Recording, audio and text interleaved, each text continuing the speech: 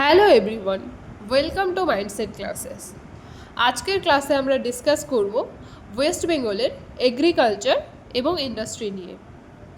তোমরা যদি এর আগের ভিডিওগুলো দেখতে চাও তাহলে আমার চ্যানেলে গিয়ে ওয়েস্ট বেঙ্গল জিওগ্রাফির প্লেলিস্টটা দেখে নিতে পারো।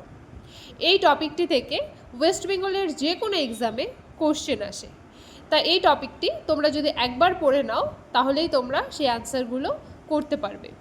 চলো টাইম ওয়েস্ট না করে ক্লাসটা স্টার্ট করছি। ওয়েস্ট বেঙ্গল মেইনলি কৃষি প্রধান রাজ্য।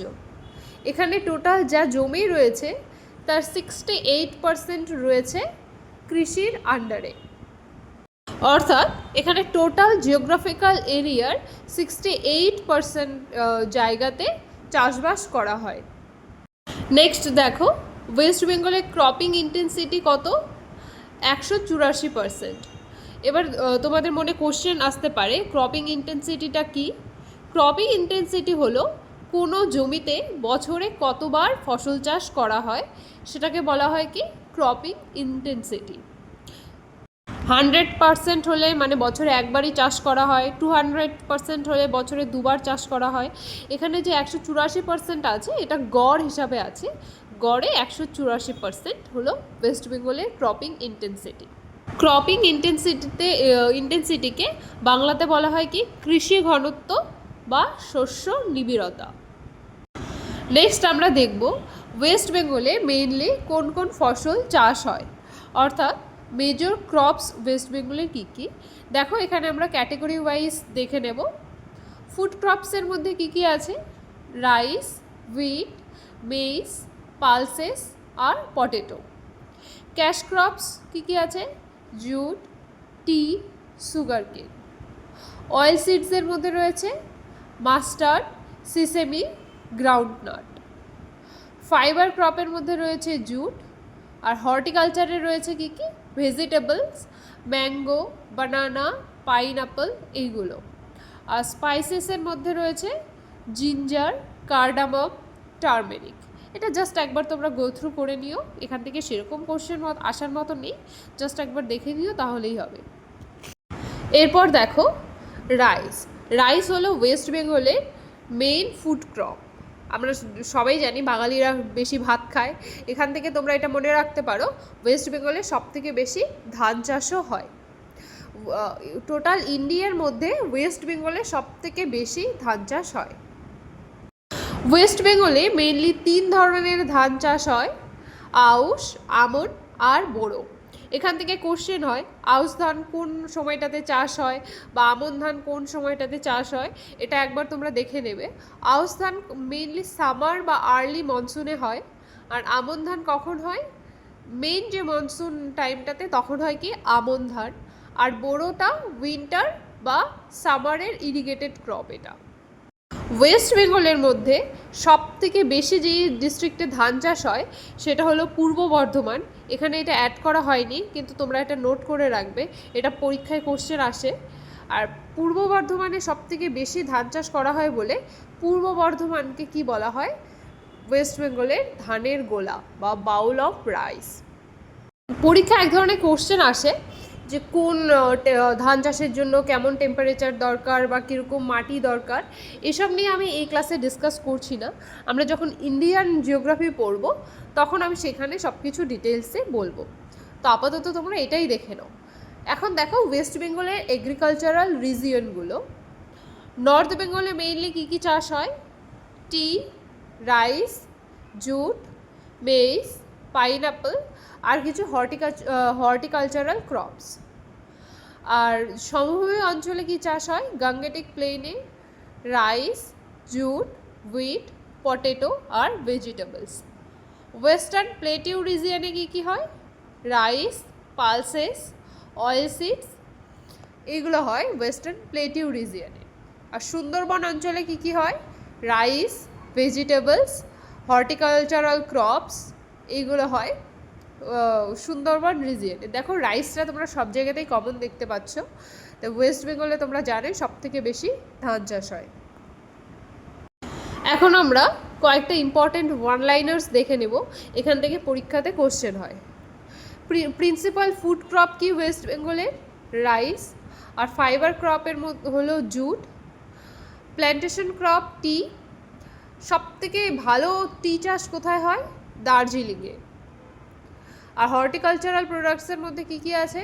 মেইন পটেটো, ভেজিটেবলস আর ফ্রুটস। মেজর এগ্রিকালচারাল প্রবলেম কী কী ওয়েস্ট বেঙ্গলের? ফ্লাড আর সাইক্লোন। এছাড়াও কিছু কিছু অঞ্চলে খরা এবং বিভিন্ন ক্লাইমেটিক হ্যাজার্ডসের জন্য চাষবাসের ক্ষতি হয়। নেক্সট আমরা দেখব ওয়েস্ট বেঙ্গলের মেজর ক্রপসগুলো এবং সেই ক্রপসগুলো কোন ডিস্ট্রিক্টে সবথেকে বেশি চাষ হয় সেই ডিস্ট্রিক্টগুলোর নাম। রাইস সবথেকে বেশি কোথায় চাষ হয়? ইস্ট বর্ধমান আর হুগলিতে। এখানে দেখো প্রথমে যে নামগুলো আছে সেইগুলোতে সবথেকে বেশি হয়, আর সেকেন্ডে যে নামগুলো আছে সেগুলো second highest.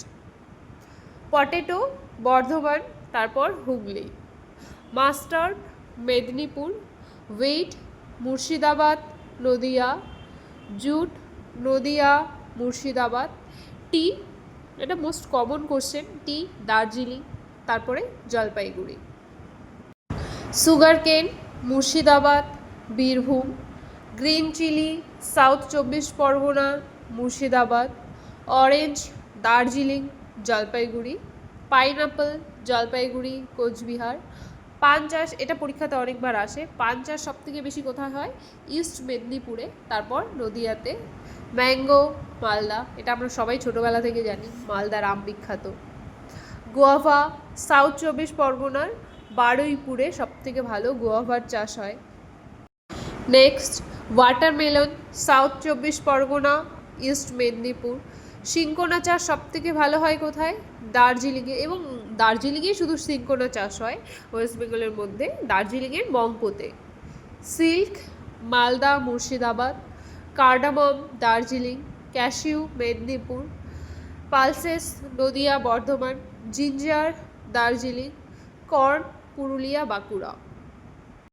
Coconut South 24 Parganas Howrah. Lac চাষ কোথায় হয়? Bankura Purulia. Cotton Medinipur Bankura. Banana Hooghly Bardhaman. Tobacco চাষ সবথেকে বেশি হয় কি কোথায়? কোচবিহারে, এটাও পরীক্ষার জন্য important. Egg south 24 Parganas Murshidabad. Milk Nadia পূর্ব বর্ধমান। এরপর দেখব আমরা ওয়েস্ট বেঙ্গলের মিনারেল প্রডিউসিং ডিস্ট্রিক্টগুলোর নাম।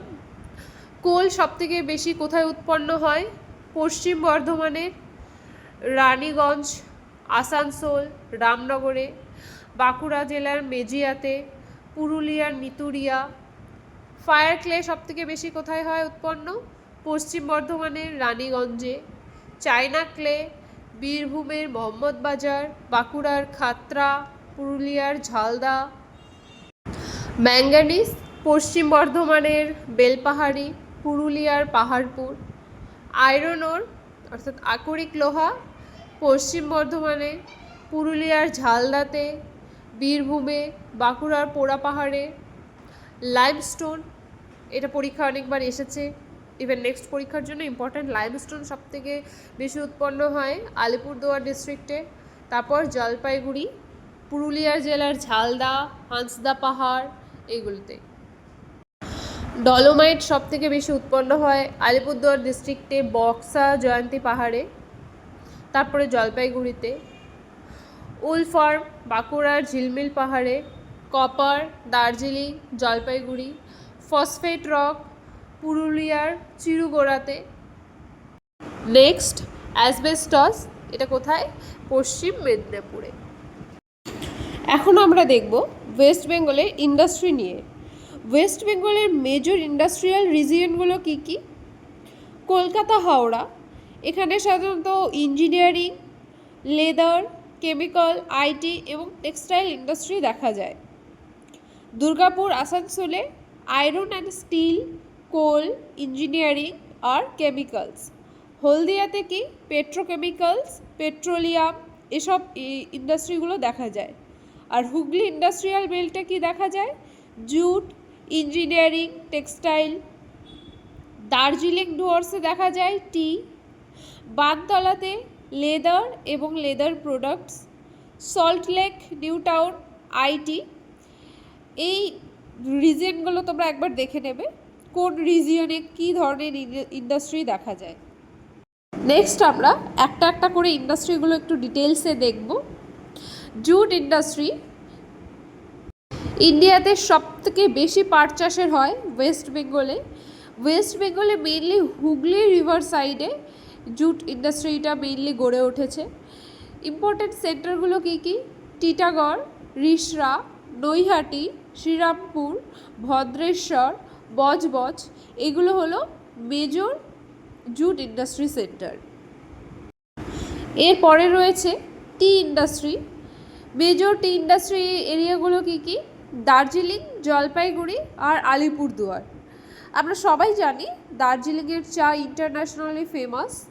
দার্জিলিংয়ের কি মকাইবাড়ি টি স্টেট, এটা হচ্ছে সবথেকে ফেমাস টি।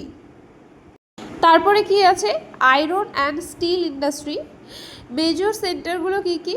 দুর্গাপুর, বার্নপুর, আসানসোল। এখানে কি বার্নপুর আসানসোলে কি রয়েছে? ইস্কো। দুর্গাপুর স্টিল প্ল্যান্ট আর ইস্কো স্টিল প্ল্যান্ট, এই দুটো হচ্ছে ইম্পর্টেন্ট। এই স্টিল প্ল্যান্টগুলো গড়ে ওঠার কারণ কি? Availability of coal and proximity to mineral rich areas. দুর্গাপুরে আয়রন অ্যান্ড স্টিল কোম্পানির জন্য ফেমাস, এই জন্য কি দুর্গাপুরকে কি বলা হয়? রার অফ ইন্ডিয়া, এটা পরীক্ষা আসে।